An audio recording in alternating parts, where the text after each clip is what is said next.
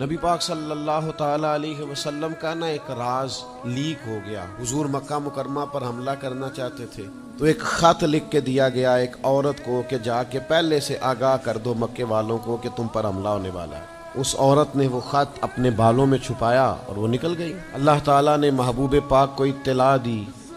حضور علیہ الصلوۃ والسلام نے حضرت مولا علی کو 2 صحابہ کے ساتھ بھیجا، فرمایا مقام خاک پر تمہیں ایک بی بی ملے گی، اس کے پاس سے خط ہے جو کفار کی طرف جا رہا ہے، اسے گرفتار کرو، وہ خط لے لو اور واپس آ جاؤ۔ حضرت مولا علی شیر خدا رضی اللہ تعالیٰ عنہ وہاں پہنچ گئے، اس خاتون کو گرفتار کر لیا، اس کو کہا وہ خط دے، وہ کہنے لگی میرے پاس تو نہیں ہے۔ تو حضرت علی فرمانے لگے چونکہ میرے نبی نے کہا ہے تو خط تیرے پاس ہی ہے۔ آپ نے تلوار نکال لی، فرمایا نکالتی ہے کہ نہیں؟ اس نے بال کھولے، خط نکال دیا۔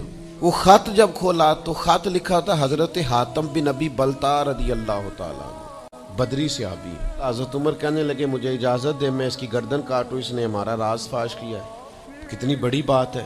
اللہ کے حبیب علیہ السلام نے فرمایا عمر ٹھہر جا، اتنی جلدی نہ کر، اس بندے کی وفا تو دیکھ، یہ بدر میں بھی تلوار لے کے ہمارے ساتھ گیا تھا۔ تو حضرت عمر رضی اللہ تعالیٰ عنہ جب چپ کر گئے تو اللہ نے قرآن نازل کیا، کہا اے ایمان والو یہودیوں اور عیسائیوں کو اپنا دوست نہ بتاؤ۔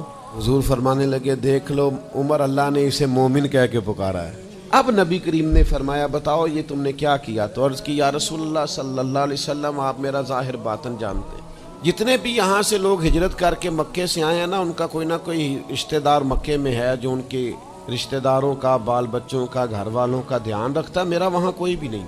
اور مجھے پتا تھا آپ نے حملے کا ارادہ کر لیا ہے تو انشاءاللہ کامیابی اللہ نے مسلمانوں کو ہی دینی ہے، کر کچھ نہیں سکتے۔ میں ان پر ایک احسان کرنا چاہتا تھا تاکہ وہ میرے بچوں کا اور میرے پیچھے گھر والوں کا تھوڑا خیال رکھیں، اتنی سی میری خواہش تھی۔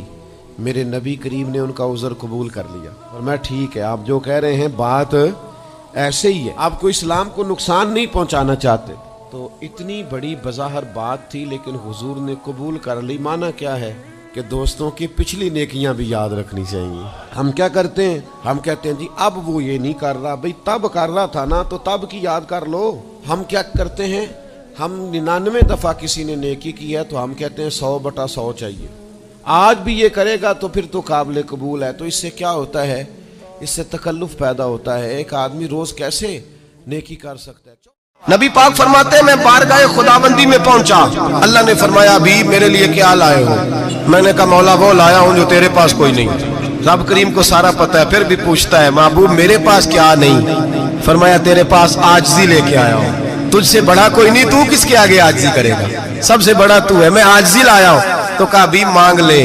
او بھائی بچے بڑے پیارے ہوتے ہیں، لوگ جب ہاتھ اٹھاتے ہیں نا تو میں نے دیکھا ہے ماں باپ اپنے لیے بعد میں مانگتے ہیں، اولاد کے لیے، اور بالخصوص جو بیٹی ہوتی ہے نا بیٹی، او بھائیو میرا اور آپ کا پیار تو اور طرح کا ہے۔ دنیا میں اگر کسی نے بیٹی سے پیار کیا ہے تو مدینے والے حبیب نے سیدہ فاطمہ سے کیا ہے، حسن اور حسین سے کیا ہے۔ معراج کی رات جب نبی پاک سے رب کریم نے کہا کہ بولو محبوب کیا چاہیے، کسی کمزور روایت میں بھی نہیں ملے گا کہ نبی پاک نے کہا اے اللہ فاطمہ کے لیے کچھ دے، اے اللہ حسن حسین کے لیے کچھ دے۔ امتی بھول جاتا ہے، اسے خیال ہی نہیں آتا، یہ سوچتا ہے کیسے حضور کی فرما برداری کروں۔ میرے نبی کریم علیہ السلام فرماتے ہیں جب رب نے پوچھا کہ ابھی کچھ مانگ لے، نہ حسن کی بات، نہ حسین کی بات، نہ فاطمہ کی بات، نہ علی کی بات، نہ ابو بکر، نہ عمر، نہ عثمان، نبی پاک نے کہا اللہ تو میرے ساتھ گناہگاروں کی بات کر، اے اللہ تو گناہگاروں کی بات کر، یہ بھول جائیں گے، پھٹک جائیں گے۔ تو رب کریم نے کہا محبوب میں تیرے ساتھ وعدہ کرتا ہوں تیری آدھی امت بغیر حساب کتاب جنت میں داخل کر دوں گا۔ نبی کریم نے فرمایا مولا نہیں، یہ بات مجھے قابل قبول، یہ بات منظور نہیں۔ ابھی تو کیا چاہتا ہے؟ تو کہا اللہ تو مجھے سفارش کا حق عطا کر، تو مجھے اجازت دے، میں کہتا جاؤں تو معاف کرتے جانا۔